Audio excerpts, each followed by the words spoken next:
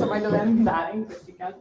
Okay, so welcome to our new season of Creative Mornings. September is a new beginning, as all you know, so here we are. I'm Maria Chiara Tirinzoni, who is currently leading the chapter in Milano. We are hosted by True Layers that I will introduce later. And so I'm borrowing our speaker's computer. So the theme of September is reflection. What I was thinking yesterday about this theme is that we can think about reflection as mirroring, in the sense that we are mirroring ourselves, but what we see in the mirror is not exactly what we look like to the other people, because we are mirroring. So what does it mean for our identity, for our ideas? When we mirror ourselves, we have already a different idea of ourselves. And then the second thing I was thinking about was, I'm a bit of a neuroscience nerd, so maybe some of you have heard about mirror neurons. So we have in our brains a specific type of neurons that are deputies to mirror the action of the other people as our own. It means that we can see what other people is doing, and in our brain something happened, and we can feel as we ourselves are doing the same thing. So what does that mean for us to understand each other? So that's my reflection on reflection. The illustrations are made by Aditi Hain, and the team was chosen by our Oklahoma community. And yes, it's important to say that because we have a very big number of community right now around the world, and of course we cover a lot of countries. So today and tomorrow, many cities in the world are thinking about the same thing as we are. So what does that say about mirroring each other? I want to thank you, the team of Creative Mornings. We have Veronica here, and the other ones are like ill or in a different part of the Italy for today, but they are behind the camera every day. So thank you, and thank you to everyone who's seeing us on the streaming. And of course, thank you to you for being here. And hi, welcome. And for bringing yourself and for bringing ideas. Laura too is someone who came to our events and then brought her entire brand with her. So I want to call you on the stage. True Layer is hosting us today in this amazing place and offering us this beautiful, sweet and salty, finally, breakfast. So thank you very much for hosting us, and I want you to introduce the brand. Sure. Hi everyone. Thanks a lot. We are shy with the... Yeah. Thanks a lot for coming and for being here. And thanks Maria Chiara and Creative Morning for deciding to host here, accepting my request. If you come on this side, yes. you can stay in the hi. So you may ask, what the heck are we here? What is True Layer? You never heard of us probably. So I introduce myself. I'm Laura Musso. I run design and research operations here in True Layer. What True Layer is, we are a fintech, a company based and founded in London about 8 years ago. And about 4 years ago, instead, we opened another office in Milan because our founders are both Italians. And we are in this new office, which is our Milan office, since September last year. So this is a pretty new building. And we really wanted to share our spaces with other people, specifically people in the creative world or in the tech world as we are. So what do? True Layer is a European payments network. We focus on building a faster, smarter, and safer payment method online that you can probably find in many checkouts of apps and websites, like, for example, Revolut, on lastminute.com, Uber, Coinbase, Leo Vegas, William Hill. To be fair, not really in Italy right now, we're coming, but mainly in the UK and other European countries, France, Germany, Spain. So how TrueLayer is different from other payment methods that you may probably already know is we power something that is called account-to-account payments, or A2A, which basically in 2 words means that we directly connect your account, your bank account, with the merchant, the business, the app, the website you're paying. That for us user means more convenience, because you don't need to input any card details, or you don't need to have an account on any third-party app like Satispay or PayPal. You basically directly pay with something that you already have installed on your phone and you already trust, which is your bank app. For businesses, instead, it means a better and seamless customer experience, which also led to a higher conversion rate and less drop-off. That is TrueLayer in a nutshell. Again, thanks for being here. I'm here with some of my designers colleagues back there. Elisa, Pasquale, Alessandro, Barbara. And really hope you enjoy the talk today. And thanks, Lucia, for being here as well. Thank you very much, Laura. I also want to shout out to our sister community, which is Service Design Rings. And maybe you're interested to talk to each other, but they are behind the streaming right now. So, ciao, Giulia. So, as you may have heard, like 1 minute before starting, we have created a Spotify channel for Creative Mornings Milano. This is our wake up playlist. It should be, we are like testing it right now, a collaborative playlist. So if you want to add your wake up song, you're super welcome to do like that, or to follow us, or both. And so for this new season of Creative Mornings, we are introducing the 1 minute pitches, which is a possibility for everyone from the community to pitch their idea, to find collaborators, to find a new project, to present their project, to advertise their events or their project again. So I know there is someone from the community that is already ready to do it. Not yet, yeah, but you can come here for a minute or just stay there and talk about that as you wish. Okay. Okay. Hi everyone. I'm Ellen Creativity. I'm very happy to be here again with you because thanks to Creative Mornings, I was able to organize a collage workshop. I don't remember, maybe in June. Yeah, in another very nice space as well. And actually tonight, with that connection, I'm organizing another collage workshop in Spaces in Piazza Vetra 17 tonight. Sorry. Yeah, right. Sorry, tube stop. So if you want more information at the end of this event, I can give you the link, and if you want, you can participate tonight 6:15 to 8:15. But also would like to say I organize a theater and collage workshop mainly for adults, and I'm always free and open to collaborate with other artists to see if we can combine arts together. Thank you. Thank you very much. So finally, what we are here for, I leave the stage to Lucia del Negro for a speech. Thank you very much for being with us. Thanks for having me here. And good morning. Good morning, everyone. Yeah, again, I'm also very grateful for the invitation and for seeing so many faces in this room this morning. Thank you again. Yeah, I'm so happy to hear that.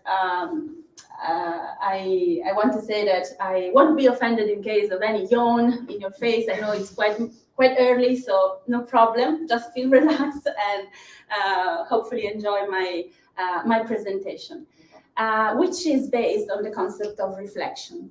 So when I had to, design the speech for today, I tried to go back to the basics and simply open the dictionary and see the different definitions of reflection, which are quite many and quite diversified. So there are different understandings of this concept of reflecting, reflection, starting from a more physical interpretation, which is, very linear, the process of having the light returned back from a specific surface, the so-called mirror effect, something that we all know and we all clearly experience. Then there is another interpretation, which is more, it's called thoughtful reflection, which has to do with critical thinking, serious thinking about a process, emotions, an event, something that you really need to process mentally in order to fully understand. And then lastly, the representation or indication of something, like if I reflect, or the reflection would be a proxy for something else. So these are, the main understandings behind the word, the concept of reflecting, and reflection. However, thinking about that in a less,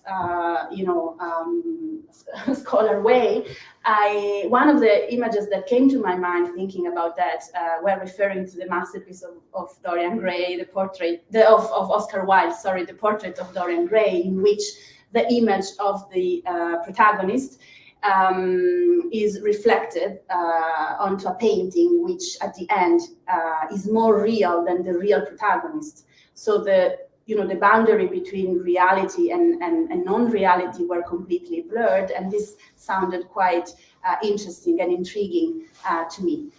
Then moving towards a more, in a way, scientific understanding of what a reflection could be, as also Maria Chiara mentioned. Came to my mind the text, the book written by Pavlov, a physiologist, about the so-called conditioned reflex, which has been tested on dogs, and I can assure you that it really works. That's my dog, and it reacts exactly like Pavlov was discovering back then.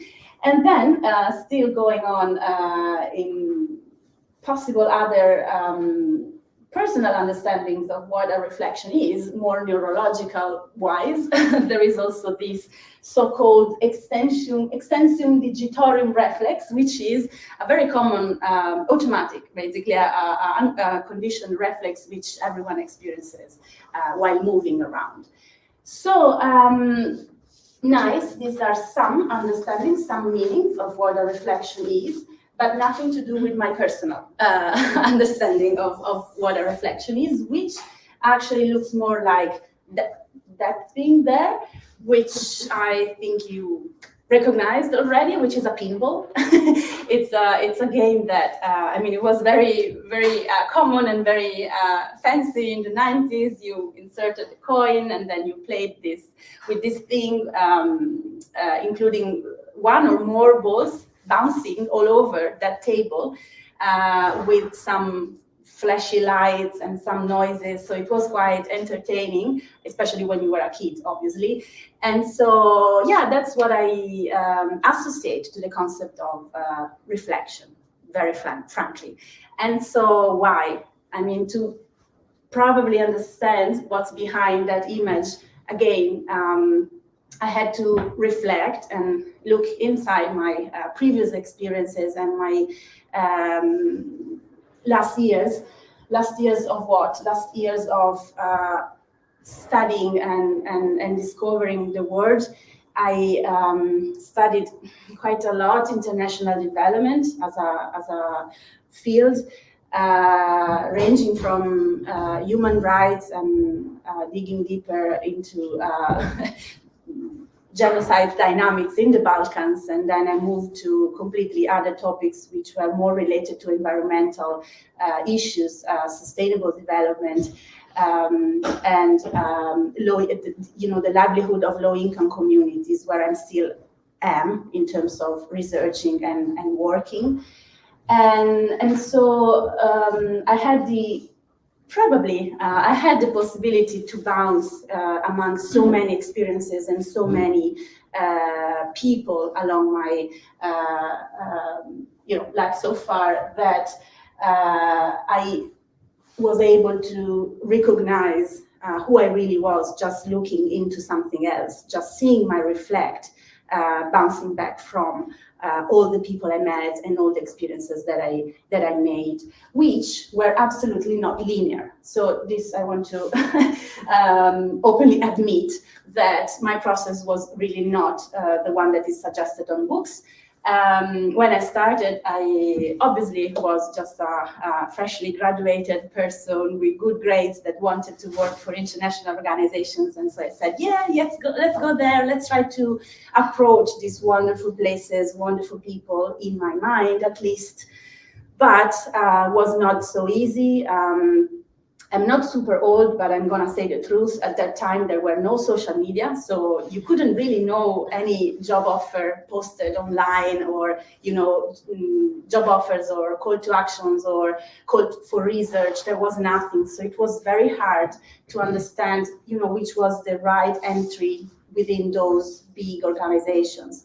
So I ended up in doing many internships in prominent institutions, but with no real logics behind. So after a while, I said, okay, it's not gonna lead me anywhere, this process. So let's go where real people are, where the real world is. And so I decided to move towards the profit sector, where I worked within few companies actually, where I met interesting people, and it was fine. But up to a certain point, I was not so into all the dynamics that are typical of certain companies in terms of competitiveness and all these things which were really putting too much pressure to me. So I was, at the end of the day, I was just not happy. So I said, maybe not my place again. And so I had a look also into the humanitarian sector, NGOs and super important organizations that are advocating for better living conditions for vulnerable people. This was super, super exciting, but still there was something missing at the end. And so what? And so I said, okay, Lucia, what do you want to do really? I mean, where do you want to go? Because you are just bouncing into so many organizations. Everyone is enriching. Fine, I understand that, but what for? And so I decided, okay, why not to shake all these things and see what comes out? And what came out was my own company, which is named D-Lab. It's a company doing international development projects and corporate social responsibilities for the profit sector as a kind of additive sum of all my previous experiences.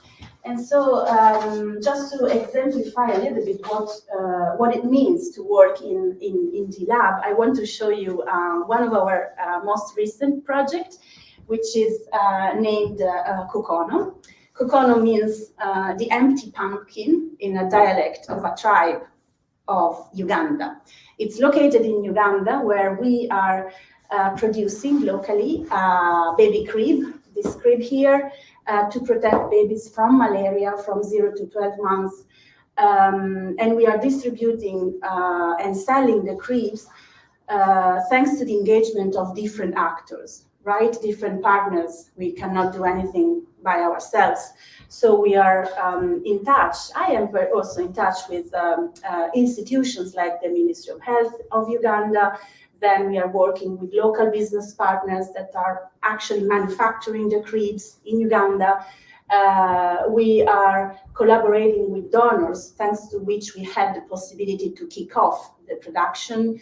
And then we are also distributing the cribs in different areas, vulnerable areas, suburbs, refugee camps of Uganda, thanks to the work of our humanitarian partners, among which there are international NGOs like Adara, or Italian ones like QAM or AMREF, then Plan International. And there is also a bit of international organization, because there is UNFPA also using our cribs.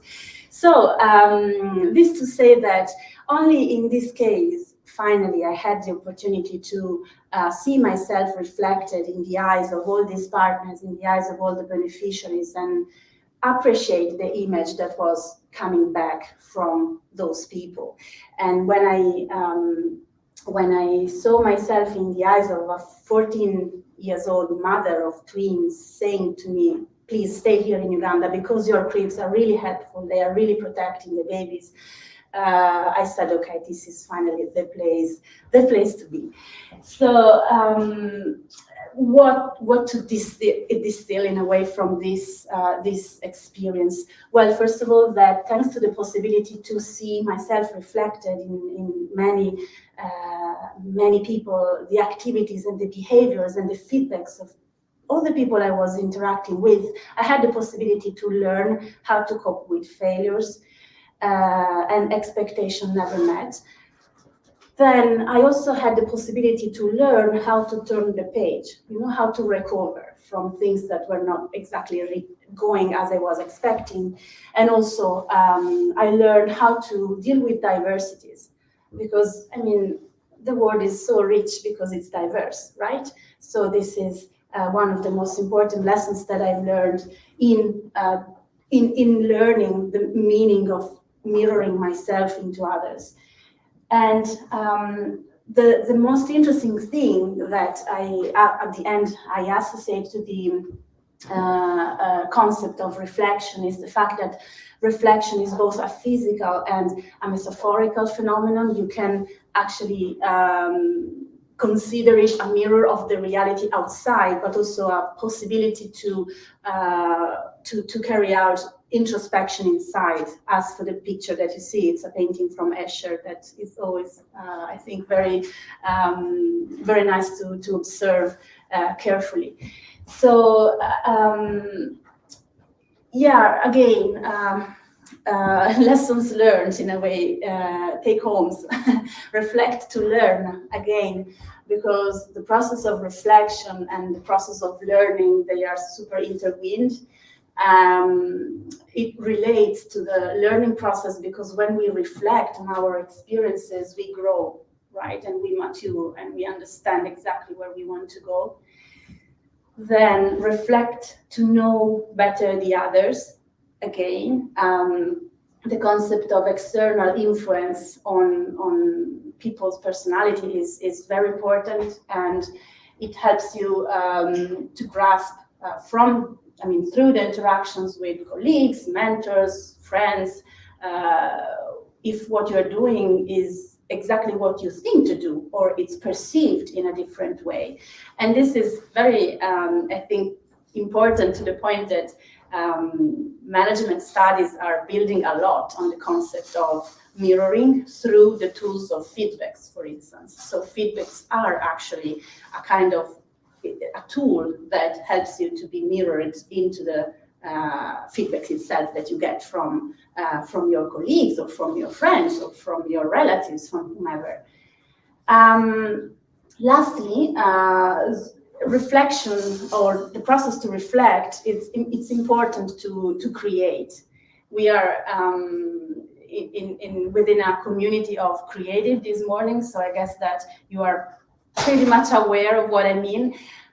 Creativity has to do with introspection, and the power of reflection in the creative process is crucial to refine ideas, find new stimuli, find new inputs in order to go on and to evolve and to process your thoughts in order to generate, to create something new. So in a way, each creation is in part a reflection of the author's experiences, influences, and inspirations. So again, the title of the speech for today was related to the process of long life learning, right? And that's exactly what I believe, that reflection is a tool for continuous growth. Interestingly, reflection is not linear. Thanks God. I don't like linearity at all, as you've seen. It's not a one-time event. It's not a one-shot thing that you just, input your thought, you get an output, and that's it. It's a long process of loops and circularity that accompanies the journey of every creative. Now I know that I'm gonna sound quite boomer, so I apologize for that. But I think it's important to keep time to reflect, okay? And nowadays, what I observe is that people are struggling in finding time for themselves to think, to reflect. There is this phenomenon called FOMO, right? That is really flattering at the end of the day, our possibility to, again, to get inspired from what you see of yourself into others. So if I could say something this morning relevant would be, to take time to make time to integrate the concept of reflection into your daily practice as, again, a tool for continuous learning. And I'm doing CSR, so I'm often discussing with entrepreneurs, firms, and what shocked me is that still now I'm listening to people saying, what you are doing, what I'm doing is very important. ESG, right? Environmental, social, and governance things are very important. Sustainability is crucial. We had the possibility to prioritize that topic into the business when there was COVID, lockdown, and we were at home doing nothing. And I said, this is crazy. I mean, should we wish a new pandemic to have time to prioritize things in our life? Do we need to stay locked at home? Entrepreneurs especially, which have a lot of responsibilities, to really set priorities and organize them according to their relevance and their impacts? I don't think so. I think we really, really need to do this on a long-term basis, and definitely not anymore during a pandemic, please. So at the end, every reflection we observe, whether of ourselves or of the world around us, is just an opportunity to grow. That's why everyone, from the richest entrepreneur to the single person in the street, should really keep time and appreciate the process of reflecting and being reflected in different from different circumstances. Because while doing that, at the end of the day, you will be mesmerized by the beauty of everything you will touch, you will see, you will taste, you will feel. But I definitely don't want to substitute my words to those of this super band, Pink Floyd, who said that way better than me. What I just want to wish you is never become the moon and never, never, ever eclipse your dreams. Thank you.